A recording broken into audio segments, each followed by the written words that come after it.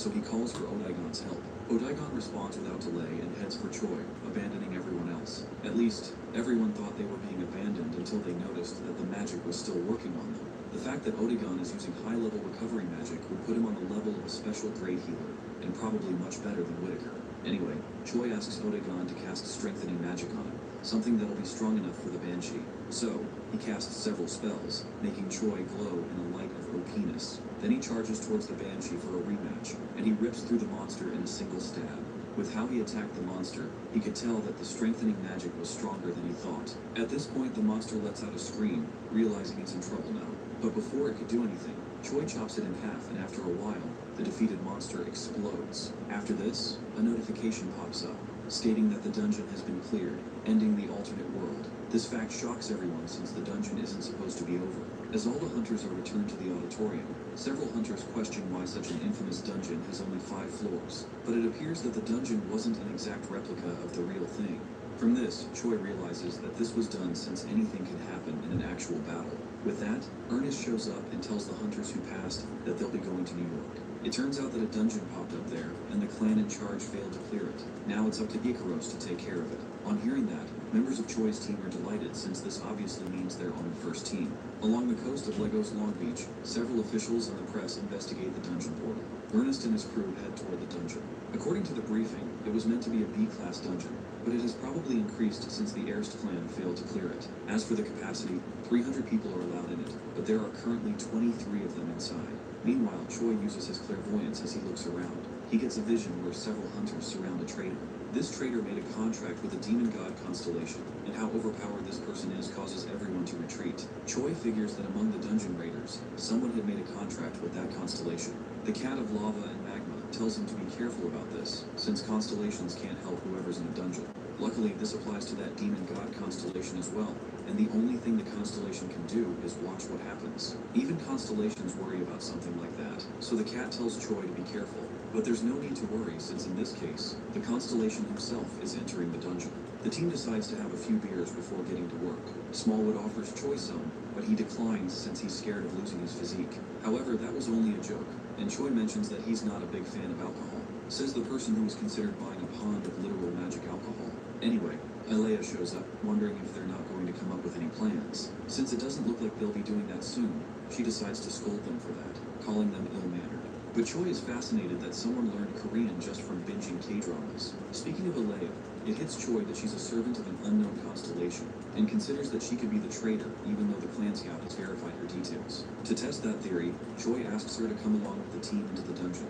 After having a break, the Ikaros clan steps into the portal that leads to the Sanctum of Defeat and Laziness. As they head in, the other hunters present believe that the loot will be stolen from them. But that won't stop them from following the Ikaros clan after they finish up preparations in an hour. We get back to Team 1, and they're in some unknown location even though they went through the portal. Shortly, a notification pops up, saying that the challengers will be tested individually. Of course, this is obviously bad news to everyone, even Choi. After that, Choi gets sent to some forest area on his own. After looking around for a bit, he spots a downed hunter. The exhausted man begs for some water, so Choi gets a bottle from his satchel and offers the man a drink. While the man drinks, Choi wonders what clan he's from.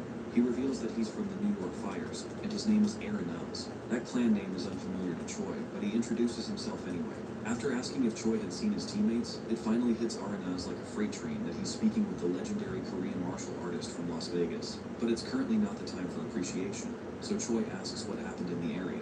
Judging from the state of the area, the people who entered the dungeon first were split up. While they were looking for their comrades, they got ambushed by monsters. Then Aranaz lost his weapon, broke his leg, and fell. Choi can immediately tell the monster they faced was a two-headed Chaos Hound, and that made it difficult to teleport. Aranaz asks if Choi saw the rescue squad of the New York Fires outside the dungeon, and unfortunately, he didn't. This fact confirms that the people outside don't know what's happening inside. With that, Choi figures that they have no other choice, and he gets up. Aranaz begins to panic, thinking that Choi wants to kill him and steal his equipment, but Choi wants to treat his wounds and has no reason to do that. This show of kindness seems absurd to Aranaz, since he believes no one would so willingly do that. Anyway, Choi gets to his broken leg and decides to help realign it. As we can see, that was definitely not a fun experience. Next, Choi decides to use his newly acquired recovery magic. However, he confesses he's not good with it, so he asks Aranaz to be quiet so he can focus. He uses Goddess's Heal to heal Aranaz's leg, When he does this, his existential power begins to increase since he has been worshipped, making the goddess's heel become stronger. Just like that, the leg has become as good as new. Now that he's done, Choi leaves, trusting his patient to take care of himself. Aranaz is surprised that Choi was willing to use such high-level recovery magic on a random stranger, so he runs after him, asking to tag along. While he may not know much about monsters, Aranaz informs Choi that he knows the terrain well. As both of them travel, Choi contacts Odaigon through some telepathy and asks how he's doing. It turns out he has already found the other hunters. As for how he could do this, he marked all their belongings since he couldn't trust them. After that, Choi mentions that he'll be heading further into the forest, so he asks Odaigon to bring them to him, and to avoid quarreling as well. Shortly, Choi senses danger and knows it's the two-headed Chaos Hound. Since Aranaz failed to detect the monster, Choi yoinks him away to safety, just in time before the Chaos Hound shows up. The monster's level is around 150, but that only sounds like small fry to Choi. He fires a beam using Celestial Finger at both of the monster's faces. Then he draws his sword and slices the beast in two. Of course, after seeing this, Aranaz points out how strong Choi is. But Choi says the monster isn't difficult, as long as one knows how it attacks and counters it. He picks up the monster's core and proceeds to slice off some meat from the monster. This act shocks Aranaz, so he asks what he's doing. Choi mentions that the meat has no poison, which makes it safe to eat. Besides, Aranaz did lose all his rations. Seeing this, Aranaz figures it's something members of the Icaros clan know. But still, the idea of eating monster meat grosses him out. Shortly, Choi hears something, and it's the sound of hunters gathered somewhere. He heads towards the direction of the sound, but Aranaz believes he didn't hear anything. Still, he follows Choi through the forest. After a while of walking, they spot several hunters in the distance, and Aranaz is surprised by Choi's intuition. He also spots and recognizes one of the hunters, whom he calls Ichidori. Of course, this hunter is relieved to see Aranaz alive, and he wonders who the mystery hunter beside him is. It doesn't take long until the hunters learn that Choi is from the Icaros clan. This shocks them, including the fact that someone like him rescued Aranaz. This fact that a hunter helped another hunter from a different clan for free seems almost ridiculous. At this point, Choi's existential power begins to rise due to some worship. He begins to wonder what's causing this. Then he notices Aranaz trying to convince his comrades about the charity he receives since they don't believe him, but Choi orders him to stop. Aranaz refuses to listen, so he receives a chop to the neck, knocking him out. The rest of the clan members watch as this happens, and finds the fact he hit another clan's hunter with everyone watching to be crazy. A little while later, one of the hunters recognizes Choi as the hunter who attacked the reporter that praised him. Anyway, Choi wonders why many people are gathered in the current area. To answer that, his attention gets directed in the direction of some enchanted-looking hourglass, and he can feel strong magic coming from it. No one knows exactly what it is, but one thing for sure is that it's summoning magic. The thing that will probably be summoned is the boss monster. So Choi believes that everyone is waiting so they can kill it right when it spawns. Putting that aside, Choi remembers the traitor from the demon god constellation, and figures the person could be in the same location too. So he uses the constellation eye to scan the hunters in the area, but that wasn't helpful. He decides to put the search aside, and figures that the traitor will show up when the time comes. Little did he know that he just passed by him. This constellation is called the Traitor that Holds a Poison Dagger, and he made a contract with an Invitus clan hunter named Juris. Normally this constellation is not very powerful, but then again, there is no way a mortal can test a god's strength. Juris has been deceived and currently thinks that his master is among the strongest in the Abyss. Speaking of him, he considers the perfect chance to strike when the sand in the hourglass falls. However, he finds something off with Choi, but he decides not to worry about him since he currently has his master's dagger. Ichidori asks Choi to join the team since it's dangerous to go alone. Choi knows that he'll be fine alone, but he decides to join since it wouldn't matter either way. Ichidori decides to hand Choi some rather untasty food rations. Aranaz is worried by this at first, but he then decides to offer his ration to Choi. Choi takes a look around and finds that everyone looks pretty hungry because of trying to manage their rations. So, he decides to cook a meal for everyone, and this statement leaves the other two hunters puzzled. He takes out some meat from the two-headed Chaos Hound he fought earlier, but this isn't enough. He asks if there are any other monsters, and Ichidori reveals that there are crimson horn tortoises in the vicinity. With where this is going, they figure he plans to eat that, but Choi only intends to get their eggs. Without further ado, Choi heads out while Ichidori tries to stop him, and in a short moment, Choi returns with everything he needs. Now that everything is set, Choi gets down to cooking, starting with chopping up and spicing the meat. Ichidori recognizes the portal he brought out the spice from as a dimensional space artifact, and Choi uses it to carry his seasonings around. Normally, people fill up an artifact like that with potions and emergency supplies, but it's crazy that Choi filled his up with seasonings. Anyway, to get the flames of cooking going, Choi uses a skill called True Samadhi Fire to start a flame to begin cooking. Of course, the hunters present notice this, and wonder why he's using fire magic as a martial arts user. More importantly, why is he using it to cook? However, Choi pays them no mind. He continues by cracking an egg into his pan and fries it up. And just like that, he's done with cooking. He offers the first dish to Aranaz, who just stares at the meal, wondering if it's actually edible. He takes a bite and reacts in average Food Wars fashion. Not only does it taste amazing, he notices that he has regained magic power too. After Choi asks how it is, Aranaz states it's better than anything he has ever tasted and asks for seconds in advance. And of course, Choi has plenty more where that came from and offers servings to the rest of the group. Just like Aranaz, the hunters are a bit skeptical since this is monster ingredients that were used here. But eventually they take a bite and they enjoy every bit of it. At this point, they wonder if the Ikaros clan works on culinary perfection as well. But Choi states that it's his personal hobby, leaving the hunters in disbelief. After everyone has gotten a meal, the leader of the Ambidus clan meets with Choi, and he asks him to join his clan and ditch the New York Fires. He calls the clan weak and mentions that involving with them will only mean trouble. Of course, Ijidori doesn't appreciate the slander of his clan, and the both of them face up with each other, with Choi trying to calm them down. Shortly, Juris calls his master's attention, wondering if there's a need to bring another hunter with them. But the clan leader reminds him of how he ate most of Choi's cooking. The meals recovered everyone's magic and stamina, and Juris knows it'll be hard to do a surprise attack now. Then all the sand finally fell through the hourglass. When that happened, a bright light begins to shine from it, and the Night of Defeat and Laziness spawns in. It doesn't take Sherlock to know this is the boss monster, so the hunters prepare for battle. The massive knight emerges from the ground, towering over the hunters. Everyone is in panic, wondering what kind of a monster it is, while Juris decides to attack when everyone is exhausted. The knight finally introduces itself as a servant of the goddess of defeat and laziness, and asks who will be the first to take a test. Along with the knight being a servant of a constellation, the dungeon is called the Sanctum of Defeat and Laziness, so Choi wonders if this place is the demon god constellation's trap. Normally, it would take an incredible amount of existential power to create a dungeon, and he wonders actually how strong the constellation would be. Anyway, the knight challenges anyone and everyone to take the test, but the Schreiber clan leader, Rain, sees this open challenge as nonsense. He and his subordinates attack using 5th Circle rock spear magic, but all the shots get exploded even before they reach the knight. After seeing this, Ijidori wonders if they're dealing with an S-class monster. Also, Choi can feel the existential power of a constellation nearby.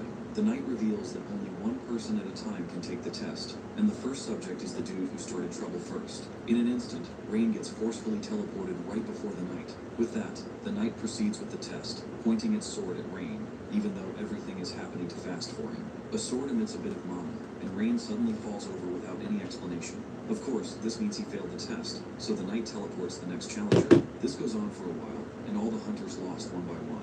At this point, everyone is confused by what exactly they have to do. Shortly, Rain regains consciousness, and everyone is relieved to see this. Even the leader of the clan doesn't know what to do about this. He mentions that he lost every urge to fight the moment he clashed with the knight's sword. At this point, everyone wonders what to do concerning the current predicament. Out of nowhere, Choi challenges the knight. His two friends from the New York Fires try to stop him from heading to his doom, but he has already made up his mind. Since Choi is ready for the test, the knight draws his sword and points it at Choi, starting the test. The Knight of Laziness uses the Restraint of Laziness on Choi to bind him with black chains. He figures this is how the knight overtook the hunter's will to fight. This is the goddess of laziness's constellation authority.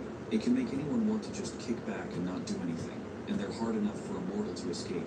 However, one thing the constellation doesn't know is that our boy here is the undefeated avatar of training. From this ability, Choi figures that the goddess of laziness is the complete opposite of him, and he's not determined to lose. Through the power of sheer willpower and his desire to grow stronger, Choi breaks free from the restraints. The knight informs him that he passed, and Choi is shocked to learn that's all for it. So, the knight explains that the test is to see if one has the will to overcome laziness. Get a shade with a touch of aloe. Venus, extra smooth sensitive. Propane is a great solution for us out in the vineyard, and it's everything we need in terms of backup power, reliability, and cost efficiency in the winter. We don't see anything better than propane. Looks like Amazon understood the assignment. Welcome to Celebrity Substitute, where Amazon delivers everything our star substitutes need to help their students ace the day. Find it all on Amazon.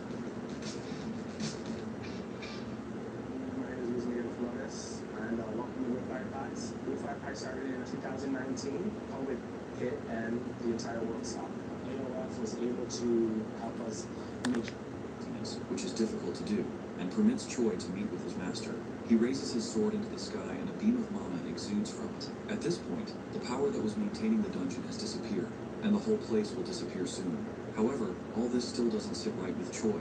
He looks around and finds several two-headed Chaos Hounds charging in their direction, even though the knight had permitted him to meet his master. So Choi figures that the monsters are still a part of the test. The knight says that they are, confirming Choi's suspicions about the test being over. The monsters head for the area where all the hunters are gathered. Choi knows if they arrive, it will be trouble, so he figures he'll have to protect everyone.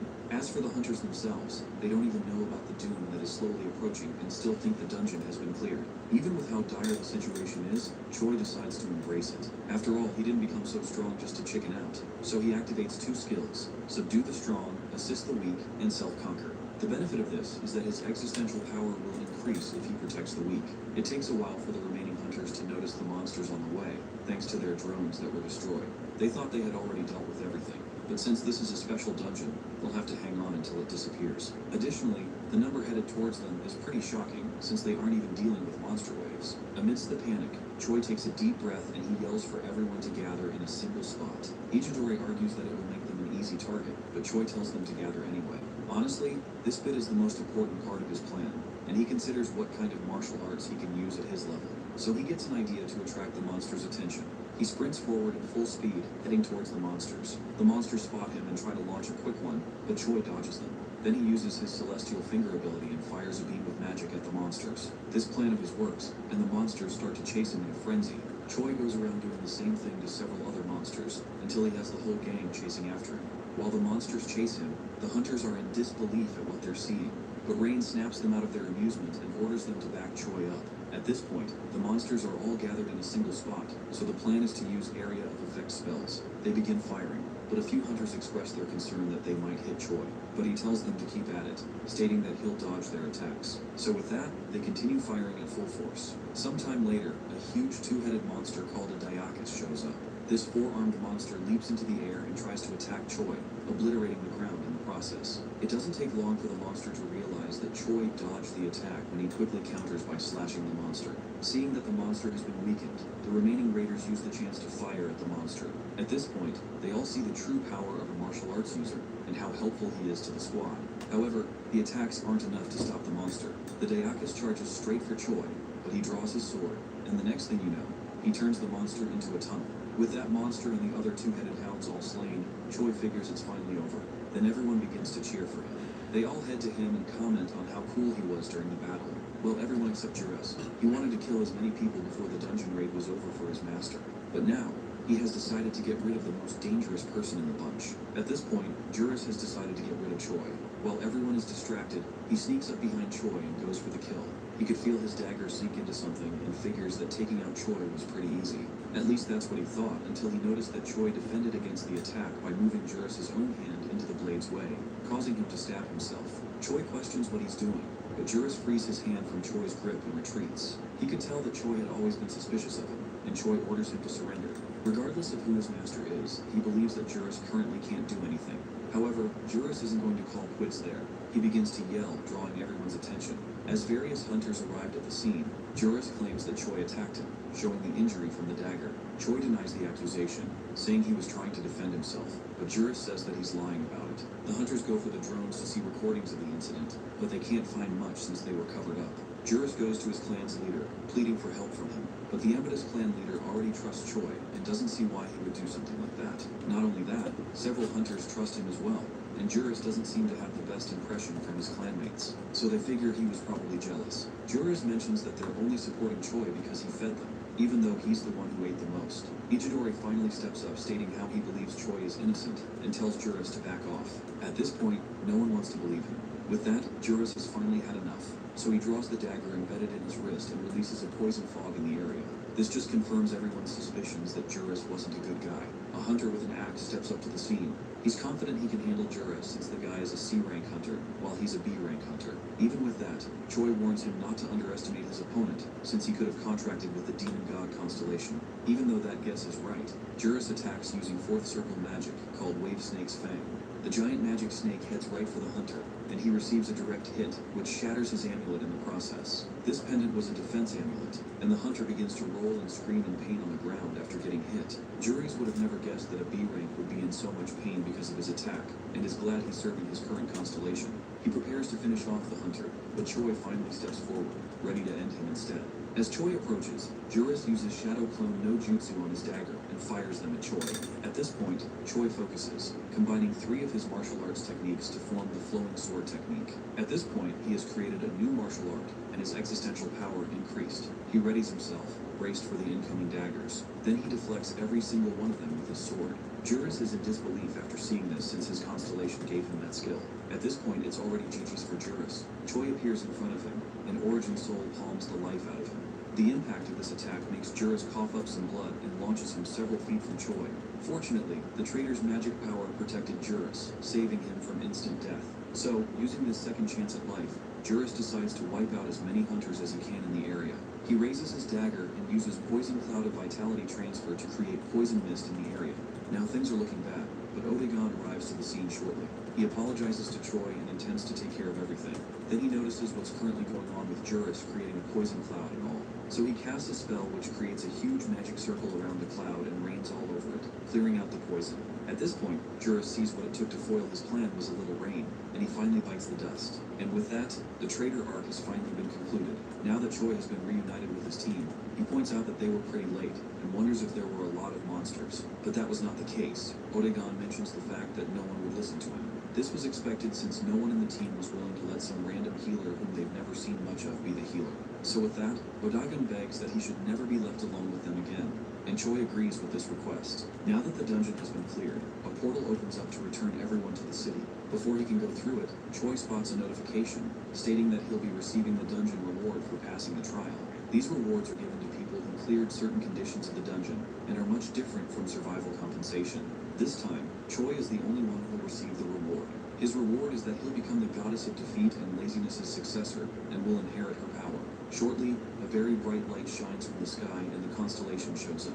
She is woken up from her eternal slumber to meet her successor. With how shocked Choi looks, she tells him not to look so surprised. Then Choi lands on the ground, and from how soft it is, he's definitely in the constellation's domain. The goddess offers to teach him everything he'll need to know as the servant of a constellation. But that's when Choi reveals he's a constellation as well. Of course, that response is rather awkward, and the goddess is in disbelief of what she heard. Normally, only mortals can enter the dungeon, and that would only mean one thing. She wonders why Choi would do something like that, but he reveals it's for deceiving other constellations. Anyway, she figures that he probably did that for a good reason, and finds him to be fascinating. Choi wonders if this is the same way other constellations find successors, and asks where they currently are. She mentions that it isn't commonly done this way, and as for where they are, the goddess explains a bit of history. Long ago, she had one of the most powerful kingdoms in the Abyss. Even though she's the constellation of defeat and laziness, she always won her battles, which increased the amount of work she had to do. She eventually grew tired of it all, so she sealed herself up as she was sick of victory and power. While Choi finds this story to be pretty strange, the goddess also finds the fact that a constellation is acting like a mortal to be strange as well. Anyway, she doesn't see the need to elaborate further since her successor is a constellation, so she tells him to awaken the authority on his own and increase it while she goes to binge Netflix. Choi realizes that she might be trying to pass on her position as a constellation.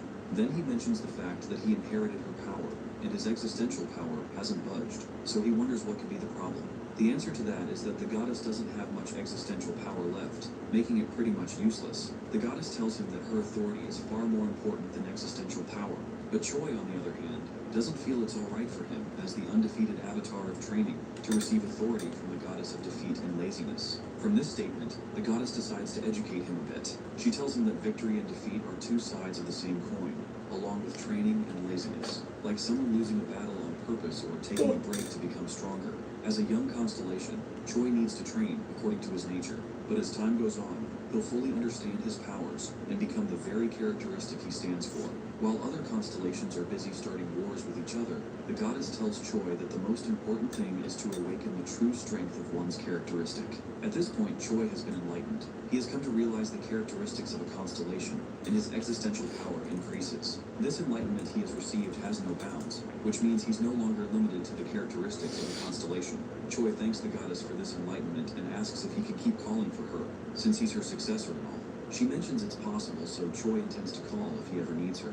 Knowing what she's the constellation of, she hopes that Choi would avoid calling her frequently. Now, Choi's meeting with the goddess is over, and he'll be heading to Earth. As he leaves, he reflects on the things he learned about, thinking of things on a bigger scale. Now that he thinks of it, he's already doing it. Before, he would only focus on martial arts. But now, he has diverted his interest to cooking, magic, and other things. And with that, he leaves the sanctum. Choi finally emerges from the portal, and several reporters wonder what happened. At this point, he realized that anything he goes through in his life can be some form of training. So, he decides to train limitlessly, since he believes he can still become stronger. Meanwhile, the Cat of Lava and the Constellation of Dreams worriedly wait. Shortly, Choi shows up. Of course, the two constellations have been waiting for him since they lost contact with Choi after he entered the dungeon. Now that worries have been settled, Choi mentions the whole story involving the demon god Constellation and the goddess of laziness. The constellations figure that nothing could be wrong with the contract he made as long as he can handle it well. However, Choi doesn't know how to use the authority in relation to defeat and laziness. An idea is to experience defeat by being lazy, but that makes no sense to Choi. Moving on, Choi wonders if there's any info about the traitor that holds a poison dagger. The Constellation of Dreams reveals that the constellation doesn't seem to be too strong, and ranks around the same level as Choi. However, there are several rumors that the constellation specializes in trickery, which could mean that his servants could attack at any time. On top of that, the Constellation of Dreams mentions that Choi's name has started gaining some traction in the Game of Stars. After what happened with the Warrior and Madness and Blood and the Dungeon, he has caught the attention of several constellations. At this point, Choi figures that he'll have to be more careful with how he does things. With that arc done and dusted, a bus stops at a parking lot, and out comes Icaros's Team 1. The team stopped over at Hunter George, a restaurant that is popular in New York.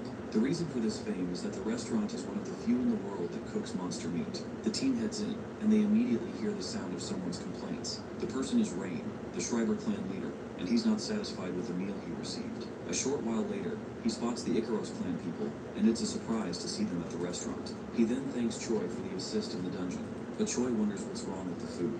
It turns out he was asking the chefs to recreate the meal Choi cooked in the dungeon, and they've not been able to get it. From this conversation, the restaurant's owner and chef, George Manuel, can tell that Choi can cook a monster dish. For normal people, it's a very rare skill to cook monsters, and George Manuel became a master at this. Since he's so skilled at this craft, spotting a fellow chef who can cook monsters gets him really excited. So, George goes to ask Choi for a favor, asking him to teach how to make the dish he made in the dungeon. While this request is shocking to him, he complies anyway.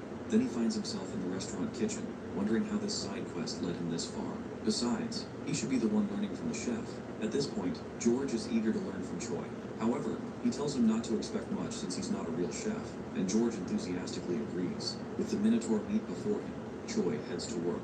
To start, he uses his internal energy to soften the meat. This is a recipe that he developed during his time in the Abyss. Normally, it would take the chefs several hours to achieve the same result, but Choi uses a similar method, but with martial arts sprinkled in. Next, he grabs a knife and slices up the meat into perfect slices. The meat gets tossed into the air from all the action, and all the chefs stare in awe.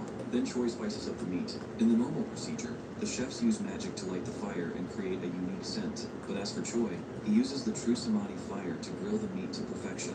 While Choi considers what he did to be pretty basic, the chefs, George included, find his skill to be incredible. With that, everyone gets served Choi's cooking, and just as always, everyone enjoys it. George thanks Choi for the lesson and really admires his cooking skills. Not only he, the other chefs and hunters enjoy it too, causing his existential power to increase. From there, his Abyss advanced cooking skill leveled up. After that scenario, Choi heads back to meet Huang in Las Vegas and tells him the whole story. In the past, Choi was the kind of guy who'd eat nothing but chicken breasts, but fortunately, he has grown out of it. Huang asks about what happened in the dungeon. Choi basically dismisses it as nothing, and also talks about the weak demon god constellation that attacked him. Huang tells him not to summarize it so casually. But anyway, looking at that information, he can tell that Choi did a good job, probably because he's a constellation. Anyway, Huang figures he called Choi in at the perfect moment, so he calls someone over. The person he called is Nguyen Bao, the president of Dragon Artifact. As for what this company does, Huang explains the whole thing behind monster cores. They are basically aggregates of monster mana, and currently companies are using them for energy businesses. Some of these companies even make artifacts out of them, and the company leading this field is none other than Huang's subsidiary, Dragon Artifact. As for why Huang introduced the company's president to Choi, artifact development requires a hunter to test them out, so he wants Choi to work closely with the industry. With that fact, Choi leaves the office with Bao. However, Huang had another plan in mind. Apparently, he also wants Choi to get used to the place because he wants him to be president of the company later down the line. On the way, Choi wonders what he'll have to do concerning artifact development. So Bao explains that a lot of people are using them for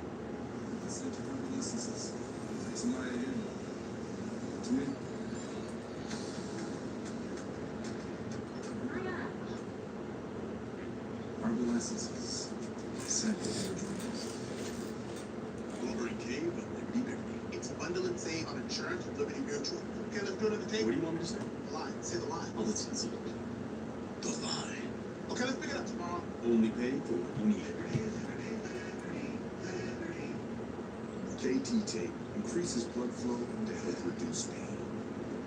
Because you can either give up or you can take up. KT tape from Style Pain Relief.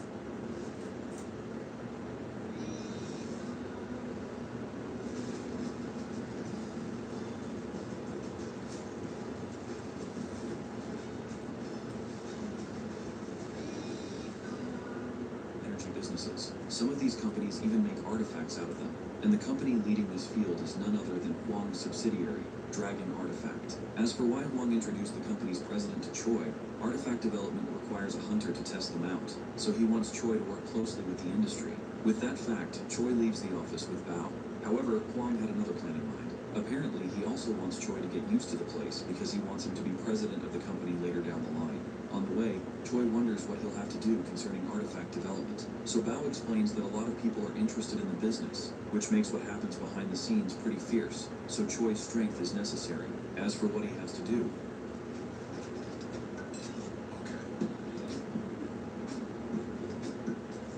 Your season of pencil roll is so good. Do you want to say some stuff about it, like the guest star? Ah, yes. Richard Kent, Carrie Coon, Megan Mullally, Lauren Metcalf, Sim Richardson. Are you saying things wrong on purpose? No, I'm nervous. I'm not going to speak it good, but I'm nervous. Hey Holmes, find me a 3-bedroom home in Atlanta, near a Whole Foods. Show me the kitchens. Ready to see what you will find with Holmes AI? Dogger Virginia's here, and I live for operational excellence. Cute makeovers? I see a shop in sync. Checkouts? Flawless. From game day crowds worldwide to running this shop. That's genius. Bao asks him to find a certain researcher. This researcher is Ronald Totten, an outstanding scientist who managed to develop the latest third circle magic in an artificial artifact. This would mean he has the techniques that have exceeded the existing limits. Dragon Artifact tried to make a formal contract with him, but he suddenly disappeared even though he was willing to sign up. So, the theory is that some other organization pressured him out of it, and the most suspicious is Fable, an organization that is owned by the Parker family and is one of the best in the industry. In case you're wondering, yes, it's Richard's family. Anyway, Choi realizes that he'll have to go to Fable to retrieve the researcher, so he heads off right away since it'll probably be a piece of cake. At first, this response shocks Bao since it's reckless to go alone, but Choi suddenly gets a message from the Mount Hua sect guys saying that they're done with the first trial. So he changes his mind and decides to use this mission as extra training for them. The fact that Choi won't be going alone gives Bao some relief, because Huang had always mentioned how reckless he is. Fast forward to sometime later, Choi and his students arrive at the Fable's gates. Choi briefs their students on their infiltration objective, to retrieve Ronald. However, he wants to filter out the people who meet the requirements, so he asks for the people who are confident in their speed and are stealthy. In the end, it's only 2 people who meet this condition. Choi makes it clear that they don't need to follow him if they'll only end up being in danger. But Iris mentions that they're very willing to participate. With that, Choi and 2 hunters follow him. The rest of the hunters watch, confident that their master has a plan to get past Fable's tight security. Suddenly, an alarm starts ringing out of nowhere. This doesn't mean that the stealth mission has failed in like 5.4 seconds. It turns out it's from the other side of the wall. So, Choi orders his students to stand by while he focuses on hearing what's going on. Within the facility, the guards are dealing with someone who's a servant of a constellation named the Master of Twisted Delusions. This name rings a bell for Choi since that's an evil god constellation that took over Mexico. The fact that a constellation took over an entire country would place it around the top 20 in rank. Since Choi ranks 127th, that constellation will be tough for him to deal with. So he decides to ask the goddess of laziness for more info. Speaking of her, she's having the time of her life binge watching some anime until Choi finally reaches out to her. Of course, this surprises her since she was expecting Choi to contact her once every 1,000 years. But that aside, Choi asks if she knows anything about the Master of Delusions. She does, and considers him a brat on top of that, which is pretty shocking. From way back in her day, the constellation always followed others around, and he usually hung around with the Master of Slowness and Silence. This is another evil god constellation, and is one of the most famous ones. Even though it hasn't done anything noticeable recently, one of its major feats is conquering northern China during the Great Invasion.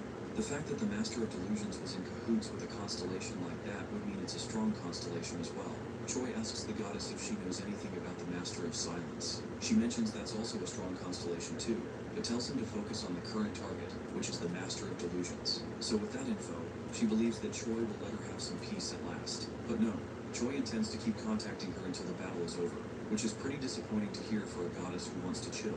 After that conversation, Choi informs his followers that Fable's hunters are dealing with an intruder, so that means they'll have the chance to retrieve Ronald. But before they head in, Choi decides to run in while holding both of them. They wonder if he'll be okay while doing that, and the hunters quickly learn that the answer is yes when he grabs both of them.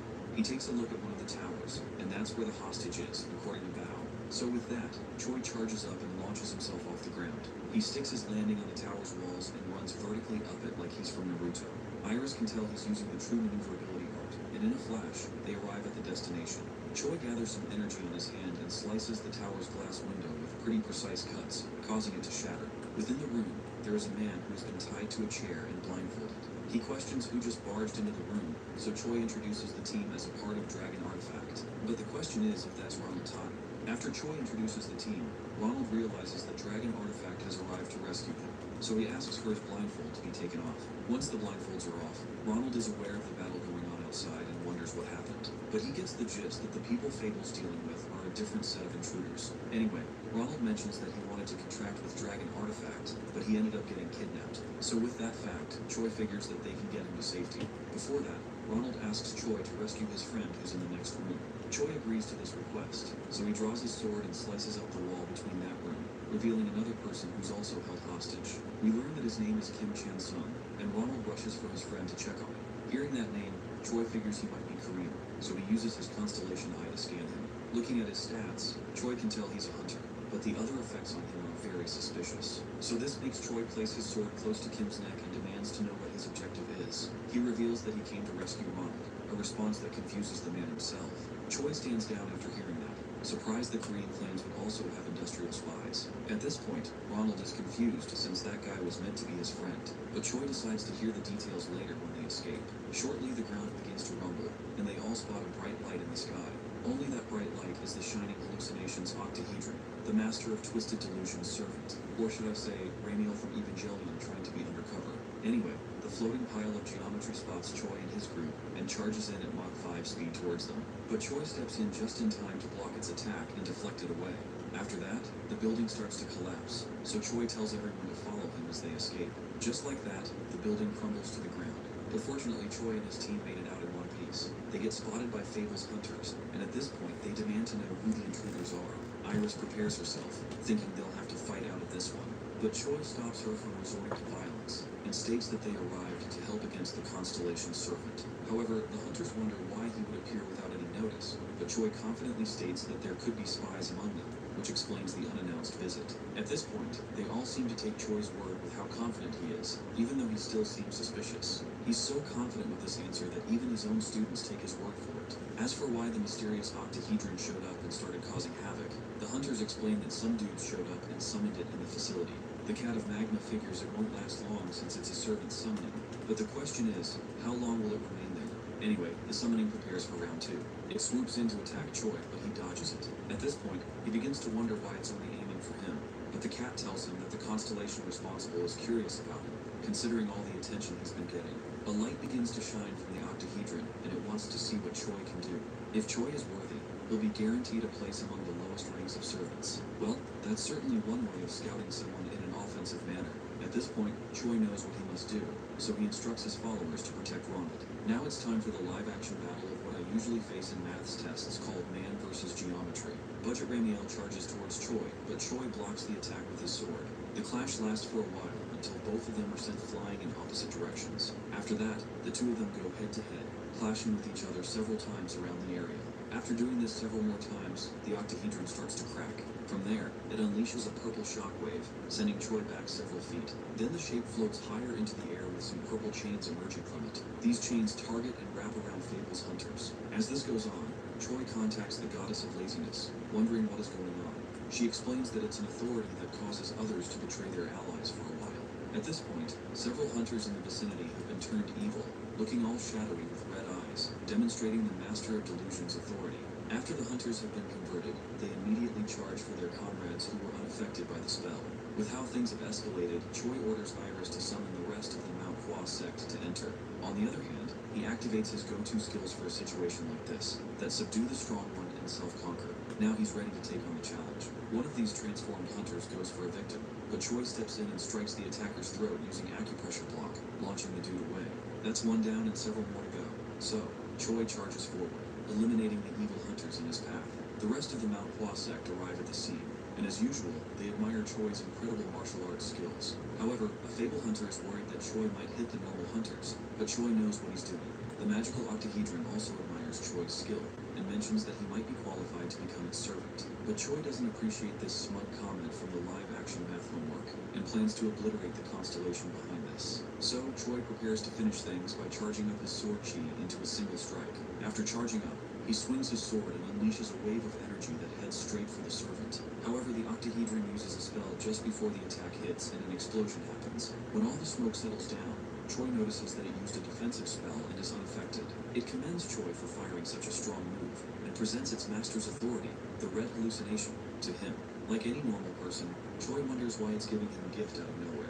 But we don't get to hear why, because it decides it's time to say goodbye and opens up a portal in the sky.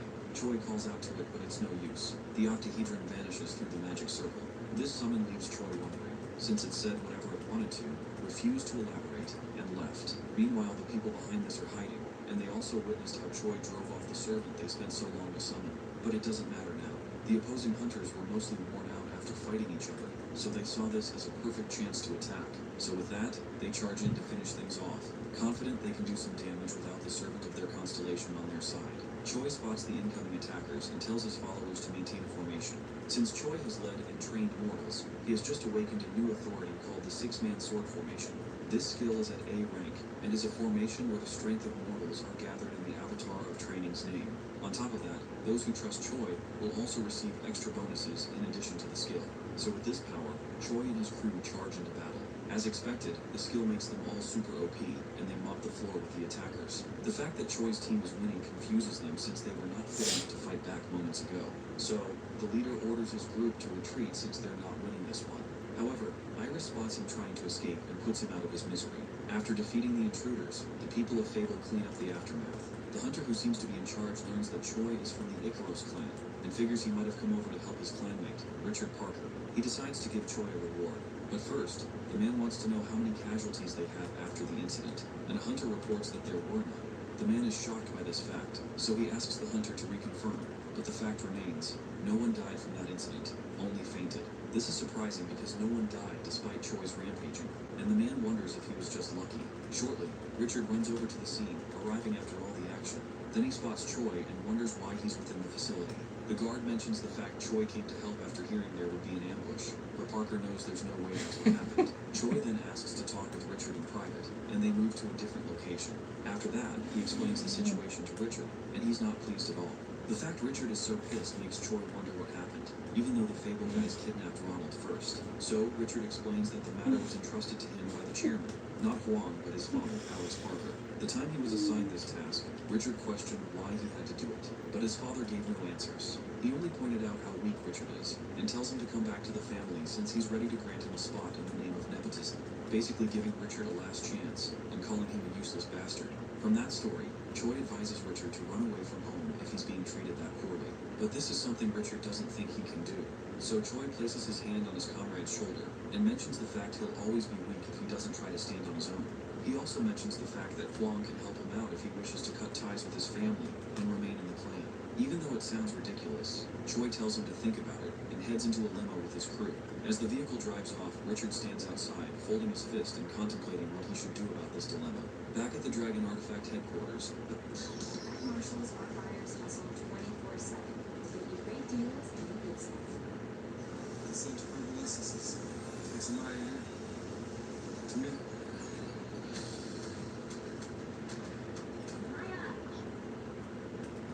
Herbal essences. Second to the dreams.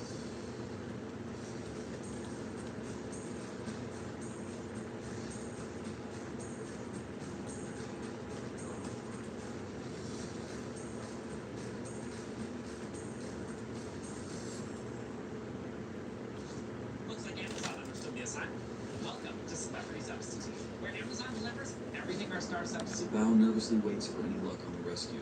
Things look promising for him when a car stops at the place. Shortly, Ronald steps out of the car, and Bao is joyed to see him still intact, thanks to Choi and his group. Bao had heard of the invasion by the evil god Constellation's servants, which explains his worry. Speaking of that, Choi mentions that the Mount Hua sect hunters helped as well, so he asks Bao to reward them separately. Of course, he has no problem with that. He also offers to show them around the company, and Choi is okay with it. Choi follows Bao through the facility. He also looks around the place and figures it's pretty much like a blacksmith. This talk about the place being a smithy piques the Cat of Magma's interest. After all, he's a skilled blacksmith and is also the one who created Choi's cooking tools. Anyway, Bao arrives in front of the room where prototypes are made. As the door opens up, Choi spots a room filled with scientists working, and some kind of robot arms working on an embedded artifact. Choi gets curious about what he's looking at, so he goes to have a closer look at the machine. Choi is amused that robots are doing the work. However, the same thing can't be said for the Cat of Magma. He's outraged by this blasphemous act and says that's not a smithy in any way. He goes on to yap about how true smithing is done in the heat of a forge, and the scientists aren't doing it in a biblically accurate method. Choi doesn't see any reason to be upset, but the Cat has already made up his mind to show what a true blacksmith looks like. Choi figures that the Cat wants to make artifacts. Then he considers having a go at it too, and the Cat agrees to help. So he asks Bao if he can make some artifacts. While that request is pretty uncanny, Bao wonders why Choi wants to do something like that. Choi replies that he wants to try it out and would like to be allowed to do it. So Bao eventually agrees with Choi's request. The robot arms back off from the artifact in the making, and the scientists watch, thinking that Choi is acting overconfidently just because he's a hunter. Plus, it's not easy to make magic artifacts. Anyway, Choi imbues his fist with internal energy, raises it, and slams the artifact. Of course, everyone is shocked by this absurd act, and the scientists rush in, questioning what he's doing. However, Choi intends to repay them if he ruins the artifact. The next thing they know, he continues hammering away at the artifact, slowly forging the item.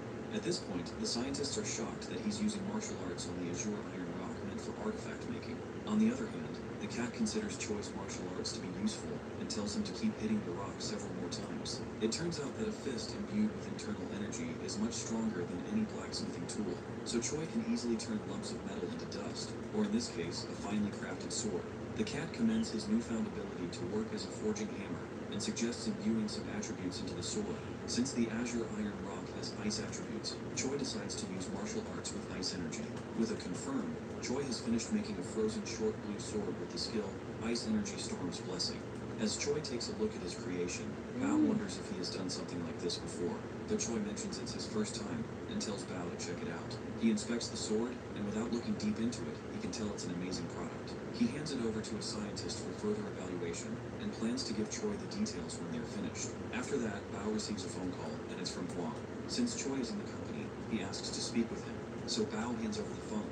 Huang asks how the tour is going so far, also if he's excited to see how the Dragon Industries makes money, but Choi isn't moved one bit by it. Moving on, Huang mentions that Choi has an invitation from Alex Parker. Choi already knows he's the chairman of the Parker Group and wonders what he would want from him.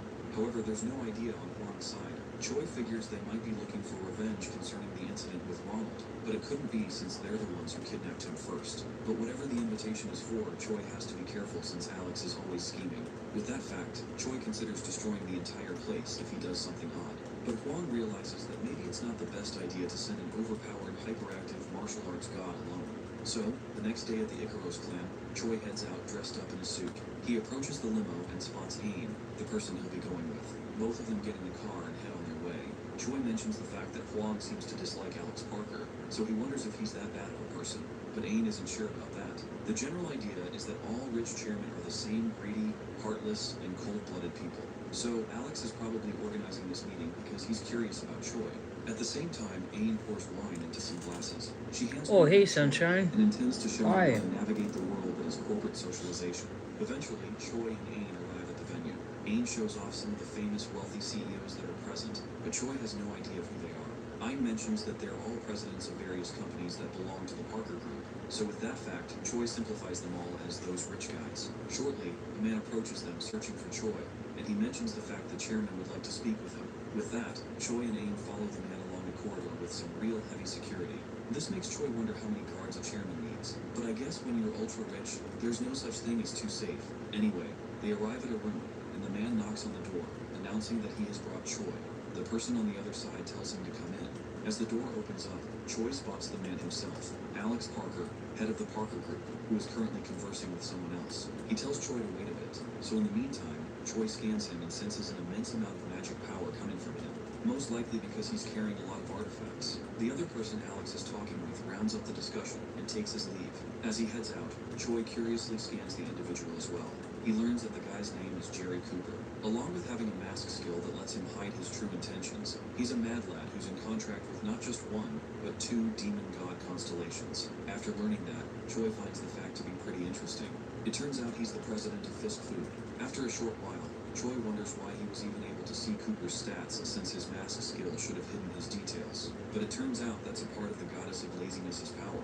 Anyway, Alex tells Choi to take a seat, and Choi casually responds. Of course, Aang gets a bit uneasy from this response. Alex mentions the fact that Choi has been hailed as Korea's 5th star. He offers Choi a cup of coffee and mentions that he wants to thank him. As for why, he learned the fact Choi helped to protect his facility against the demon god constellation, and also saved his hunters. However, it was still Choi who infiltrated the lab in the first place. So to properly thank him, Alex orders a case to be rolled in. This case contains a fancy-looking sword. This sword is called the Heavenly Sword, and it allows the user to recover magic power when they follow what the sword wants them to do. While it's not the Lunar 9 Heaven Sword manual, Choi is aware that this is a very high-grade artifact. Plus, he also knows that a hunter from China used it in the past. Looking at how things are going, Aang hopes that Choi rejects it. She knows that the moment he accepts the gift, he will fall into the hands of Alex Parker. But unfortunately for her, Choi gladly accepts the offer. With that said, Alex asks for a favor. He mentions the fact Huang is deceiving him. Even though Huang is an amazing person, Alex tells Choi to be more cool-headed when it comes to his future. Then Alex shows him a monster core. This core was made 20 years ago through a revolutionary refining technology and is at 88% purity. A lot of offers were made to buy the company that came up with it, but none of them were accepted. As for what happened next, the company went on with their project, increasing the purity of cores. But in the end, the company crumbled. This means that the core Alex currently has is pretty much one of a kind, and people from all over the world are searching for it. At this point, Choi gets the message that Alex is telling him to move to a place he'll benefit more from while he's highly valued. In short, Alex is trying to buy him off. With that, Choi wonders why Alex wants to hire him, and Alex plans to use Choi to train several martial artists. Normally, martial arts are slower to improve compared to magic. However, Alex knows Choi's greatest strength since he has overcome those limitations. Alex considers it to be useful since it can be used in several situations. So he wants to get a monopoly on martial arts training and make his way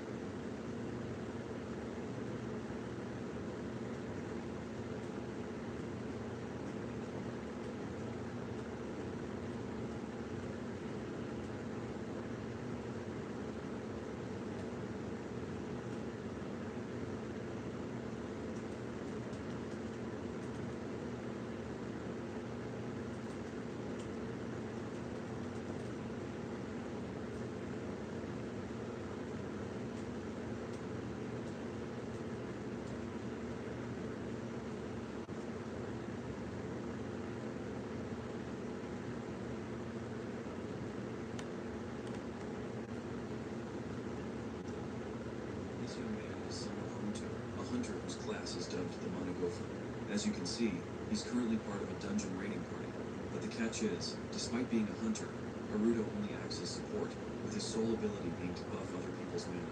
Today, after taking down the Golem King in a low-level dungeon with his teammates, Haruto was so exhausted that he collapsed to the ground, panting heavily.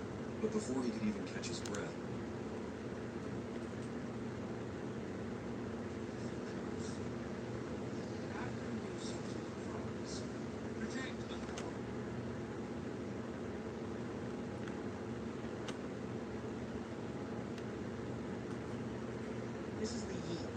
Hobbies none. Hates loan sharks and his deadbeat uncle.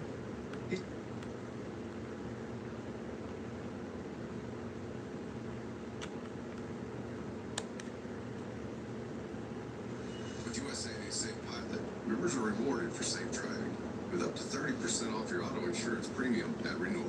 Really got to be the safest driver again. Brings the family. What's up, Sophie Flores? Hey, Dad. You been kind of crooked, son.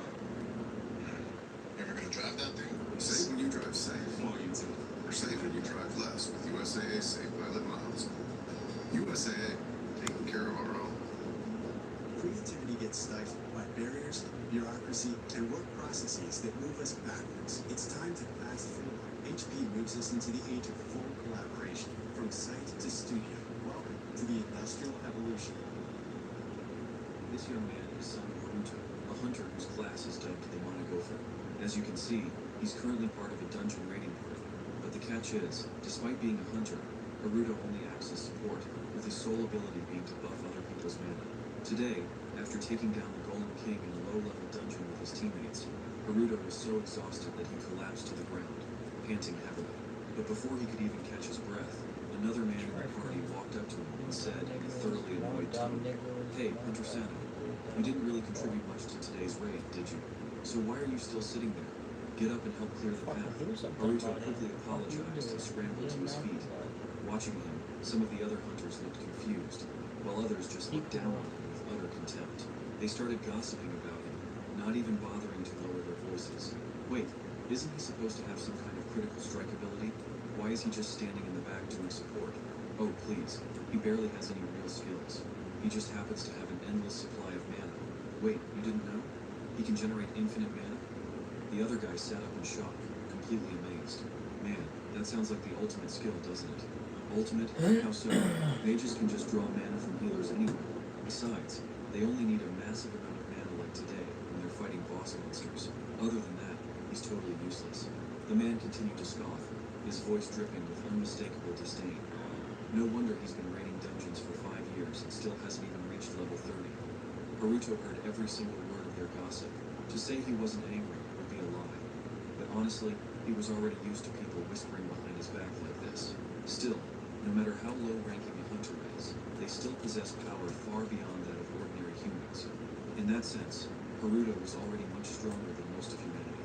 Plus, he possessed an incredibly resilient will. So, no matter what garbage people talked about him, Haruto swore to himself that he would never, ever give up. Everyone assumed his skill was limited to generating mana and transferring it to his allies, but his actual ability was far more unique, and Haruto had never revealed it to a single soul. He possessed a one-of-a-kind skill called copy and paste. Just like right now, the moment he picked up a rice ball, a virtual window popped up in front of him. Would you like to copy the target using the shortcut Control-C? Once he activated the shortcut, another rice ball dropped out of thin air, just like magic. This was his special ability. Control-C and Control-V allowed him to copy and replicate targets. It was an ability he had never heard of before. So, when he first discovered he had this skill, Haruto had incredibly high hopes upon awakening as a hunter.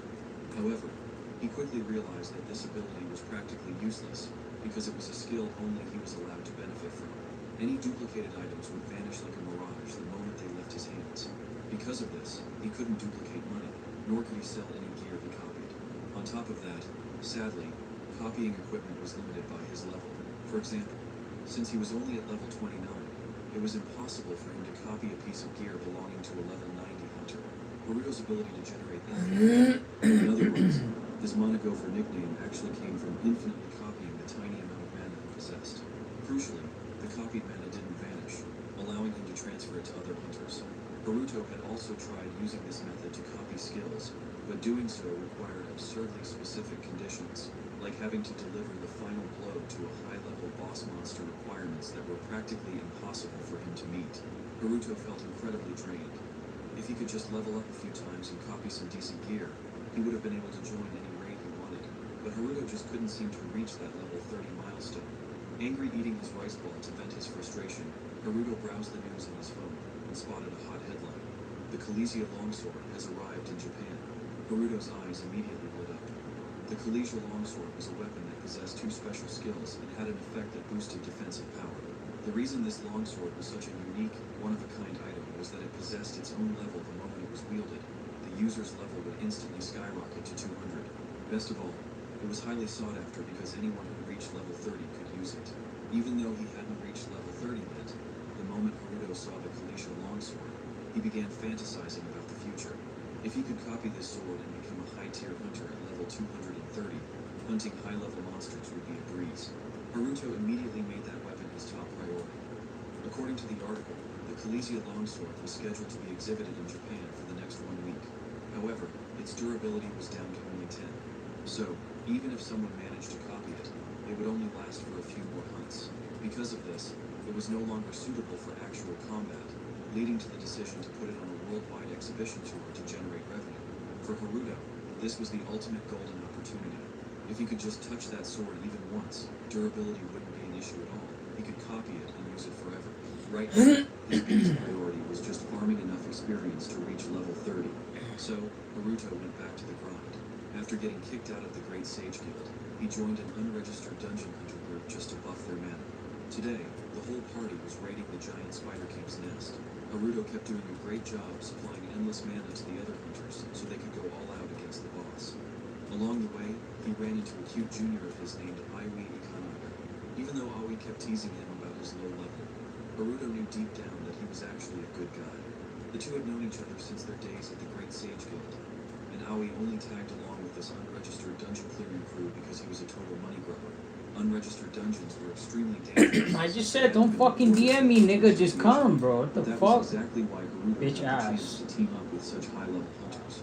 He and Aoi barely had time to catch up before he had to get back to work. The dungeon boss, the Spider King, was right in front of them, and it even had its own name, Elisa, a level 80 monster. The second Haruto laid eyes on it, he felt a massive wave of dread. He had a bad feeling that if it so much as flicked a leg, he'd be absolute toast. Haruto couldn't help but gulp nervously. Seeing this, Aoi took the chance to tease him again. Hey, Senior, you're just a spectator here. You don't even have to fight, so what are you so scared of? Then, Aoi's tone turned serious as he warned him. This monster actually isn't too hard to beat, but we still need to watch out. Because once you get caught in those webs, you won't be able to move a single muscle. I also told him to be careful around the egg sacs in the nest, because if they messed with its babies, the spider would go absolutely ballistic. The Spider King in a frenzied state was way more terrifying than any regular monster. Suddenly, the mage in the group who was as ugly on the inside as he was on the outside shouted, "Hey, Ikanaga! Why are you wasting your breath explaining things to a useless bystander? What, are you a tour guide now? We don't have time for this, so stop wasting our time." Aoi just laughed it off and apologized, while Haruto was visibly annoyed but couldn't really do anything about it. The mage kept grumbling, muttering insults about Haruto being a useless leech. But it was exactly this terrible attitude that landed the entire party in deep trouble. Since he wasn't watching where he was going, the mage accidentally kicked a stone. That stone flew straight into the spider web, waking the Spider King right up. Opening its eyes to find a bunch of uninvited guests, the beast immediately welcomed them with what could only be described as a lethal strike. The frontline tanks scrambled to hold the line. They had planned to ambush the Spider King while it was asleep, but now they had no choice but to face it head-on. Luckily, everyone already had their roles assigned, so after the initial panic wore off, they quickly regained their composure and got into position. Thanks to their perfect teamwork, they began wearing the monster down in no time. Watching from the sidelines, Haruto was thrilled. He figured if things kept going this smoothly, he could leech enough experience from this kill to jump straight to level 35. Backed into a corner, the Spider King suddenly retreated. The lead tank quickly realized it was about to spit web, and yelled at everyone to take cover behind the stone pillars. Sensing a chance to redeem himself, the arrogant mage stepped forward to show off his skills. His specialty was fire magic, which was perfect for burning through spider silk. But his opponent was a level 80 Spider King, not some weak, low-level mob. To his shock, his fireball was completely blocked by the webbing. His fragile ego couldn't handle that, so he immediately began charging up an even more powerful spell. Wait! Haruto realized what was happening and shouted a warning. "You idiot! What if you break the eggs?"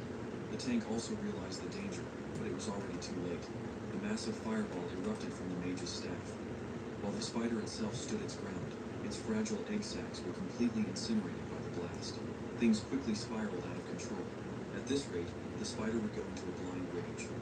Unable to fight back, the The first one to pay the price was the mage himself, who got pinned down by a massive glob of webbing. "Senior, get behind the pillars, quick!" Aoi yelled frantically as he ran toward Haruto.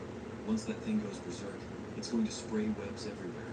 Trapped in the thick webbing, the mage couldn't even wield his staff, let alone cast any magic. Watching the Spider King close in, he lost his mind. He went from begging the monster for mercy to screaming at it to get away, but obviously, none of it worked. A split second later, a deafening shriek echoed through the cave, easily crossing 160 decibels. Moments later, Haruto couldn't run fast enough and got hit too. Wrapped so tightly in the webbing that he could barely breathe, Haruto cursed under his breath. Before this, he had always played it safe by only joining low-level dungeon raids. He never expected that trying to level up just once would land him in this kind of life-or-death situation. In the blink of an eye, the massive spider lunged right in front of him. As the spider's sharp leg plunged down, Haruto felt an agonizing, flesh-tearing pain. It was absolutely a fatal blow. Yet somehow, with only the stats of a level 29 hunter, he was still breathing. Actually, this could be explained by his unique skill, turns out. It wasn't just a useless limitation after all, because while the items he copies and duplicates might vanish, his own body will never fade away. So right before stepping into the dungeon, Haruto copied himself just like saving in a video game. Every time he dies, his next clone is pasted in, and his old corpse simply vanishes. Haruto watched with his own eyes as his previous body was ripped to shreds by spider silk. No matter how many times he sees it, he just can't get used to it. But in a desperate spot like this, that trick is his only option to stay alive. He kept throwing himself at the monster, sacrificing clone after clone, just to distract it. But honestly, the Spider King's strength is completely on another level. Haruto copied and pasted his body over and over, burning through several lives, but he still hasn't managed to scratch it. Suddenly, a familiar, trembling voice rings out. "Help me! It's Aoi! He's still alive!" Haruto doesn't want to turn a blind eye.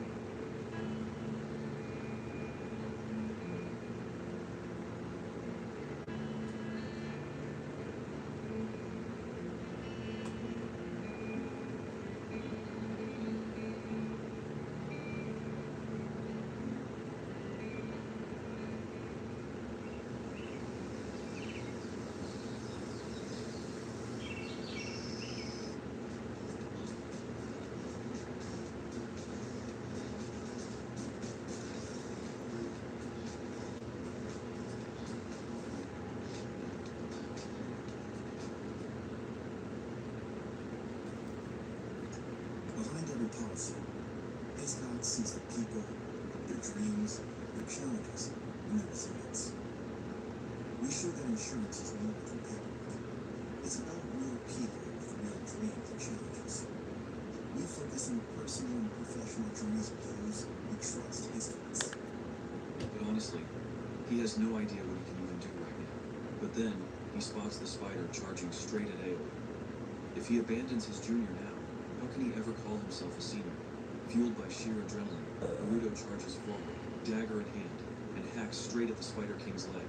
And then, as he's rolling around dodging deadly attacks, a system notification pops up. You have leveled up.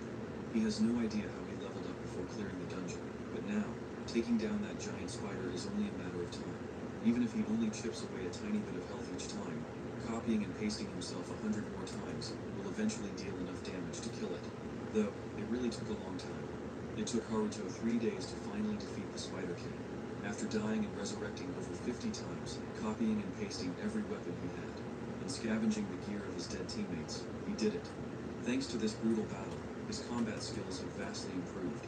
With the boss unable to heal or regenerate, it was only a matter of time before it finally went down.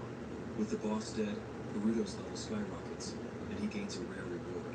But he doesn't care about that right now. Getting Aoi out of here is his top priority. But he barely takes a few steps with Aoi on his back before a swarm of baby spiders knocks him down. Looking at these aggressive, level 30 pests, he's completely speechless. First the mother, now the babies. Haruto is fine since he can revive endlessly, but if Aoi takes a single hit, he's dead. In a desperate move, Haruto wraps himself around Aoi, using his own body to shield his friend. He braces himself, closing his eyes tight as he waits for the agonizing pain to tear into his flesh. But right at that moment, a powerful hunter appears and obliterates the swarm. Even without seeing them fight, Haruto knows they're top tier because they just unleashed Hellfire. It's a high-tier fire spell of the highest caliber. The number of mages in the world who can cast this spell can be counted on one hand. And if Haruto remembers correctly, Japan has only one person known as the Witch's Spear, a magic spear wielder, and the 5th-ranked hunter in the country, Nanase. Are you two the only survivors? Nanase asks. Yeah, just our luck. Haruto sighs as he helps Ioi up. She inspects the dungeon. Since the baby spiders have hatched, it means the eggs were shattered earlier, sending the Spider King into a berserk rage. All the high-rank hunters in the raid group are dead, yet a low-rank hunter like Haruto survived and even found the time to carry Aoi out. To figure out what went down in this unregistered dungeon, Nanase brings Haruto back to the association for questioning. After drilling him with endless questions, they finally let him go. However, they confiscate the Spider King's drop to report it to headquarters. Haruto is secretly surprised. The entire high-rank squad got wiped out. Not to mention, they were running an illegal dungeon, and he even paid bribes to tag along. How did Nanase let him off so easily? What, did you want to stay?